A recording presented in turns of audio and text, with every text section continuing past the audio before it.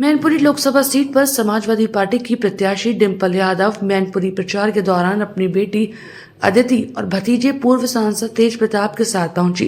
प्रचार और सभा के दौरान डिम्पल यादव ने बयान दिया कि इंडिया गठबंधन जब से बना है तब से अगर सबसे ज्यादा कोई परेशान है तो वह है भारतीय जनता पार्टी। इंडिया गठबंधन मजबूती के साथ चुनाव लड़ रहा है और लोगों का समर्थन भी भरपूर मिल रहा है। भाजपा के किए गए वादों पर कटाक्ष करते हुए डिम्पल यादव ने कहा कि हिंदुओं में एक बड़ी कहावत है, प्राण जाए पर वचन न जाए। और जहां भाजपा की सरकार आई थी तब उन्होंने कहा था कि 15 लाख सभी के खाते में आएंगे। उसके बाद कहा था 2 करोड़ लोगों को नौकरी मिलेगी, युवाओं को प्रतिवर्ष गैस सिलेंडर सस्ते और मुफ्त मिलेंगे। उसके बाद कहा था कि पेट्रोल और डीजल के दाम कम भी कर दिए जाएंगे। इस तरह की बहुत सारी बातें भी की गई थी और कहा गया था कि बिजली की व्यवस्था में सुधार किया जाएगा। आवारा पशुओं से जिस तरह से किसान परेशान हैं उनकी व्यवस्था की जाएगी। ये सरकार जो बात बात पर कहती आई है कि उन सभी में विफल रही। मुझे पूरा भरोसा है कि लोगों का प्यार समर्थन समाजवादी पार्टी को मिलेगा। भाजपा पर हमला करते हुए डिम्पल यादव ने कहा कि कहीं न कहीं शासन में खलबली मची हुई है। मैं समझती हूँ जब इंडिया का गठबंधन हुआ था तो सबसे ज़्यादा अगर कोई परेशान था उस समय तो भाजपा थी।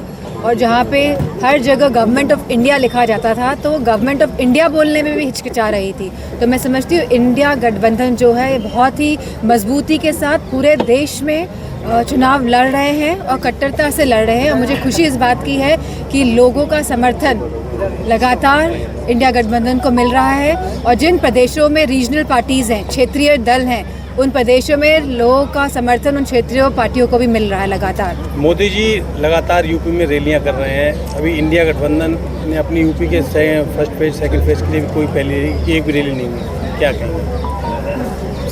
हिंदुज़म में बहुत बड़ी कहावत है कि प्राण जाए मगर वचन ना जाए। और जहाँ भाजपा की सरकार आई थी और उन्होंने कहा था कि सबसे पहले 14 लाख रुपए लोगों के अकाउंट में पहुंचेंगे, बात यहाँ से शुरू करते हैं। उसके बाद कहा था कि 2 करोड़ लोगों की नौकरियाँ लगेंगी युवाओं की हर प्रति वर्ष।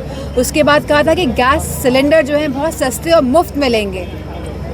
उसके बाद कहा था कि पेट्रोल डीजल के दाम कम कर दिए जाएंगे। तो इस तरह की बहुत सारी बातें कही गई जहाँ कहा गया था कि जो बिजली की व्यवस्था में सुधार लाया जाएगा, जहाँ कहा गया था कि आवारा पशुओं की जो परेशानियाँ हैं जिससे हमारा किसान त्रस्त है आज, उसमें भी सुधार किया जाएगा, उन परेशानियों को हटाया जाएगा। कहीं ना कहीं यह सरकार जो बातें कहती आई है उन सभी में विफल रही है। और मुझे पूरा भरोसा है कि लोगों का साथ, समर्थन और प्यार समाजवादी पार्टी के साथ है। मोदी जी फॉरेन कंट्री से कई वॉलंटियर बुला रहे हैं इलेक्शन में, लोकसभा चुनाव वोटिंग के लिए। ये उनका वॉलंटियर फॉर विदेश से वॉलंटियर बुला रहे हैं, इंडियन प्रवासी भारतीयों को बुलाया जा रहा है इंडिया में ताकि बीजेपी का प्रचार हो सके। ये उनका डर है। नहीं तो ये तो अच्छी बात है कि वो बुला रहे हैं, आना भी चाहिए।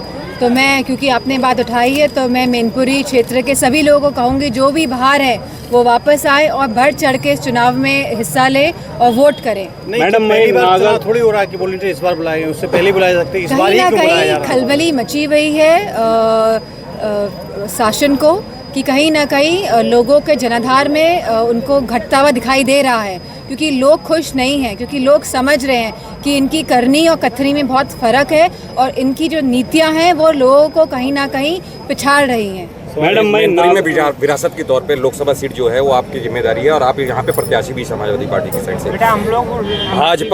भाजपा यहाँ के कैबिनेट मंत्री जयवीर सिंह को मैदान में उतारने वाली है। मेरा सवाल ये है कि जिस तरह से आप लगातार आरोप लगाते रहे, पार्टी आरोप लगाती रही, इंस्टीट्यूशन का दुरुपयोग होता रहा है, इस बार भी अगर कैबिनेट मंत्री जो अभी सरकार में है कैबिनेट मंत्री वो प्रत्याशी हो रहे हैं तो ऐसे में इंस्टीट्यूशन का दुरुपयोग होगा, आप किस तरह से लड़ेंगे चुनाव?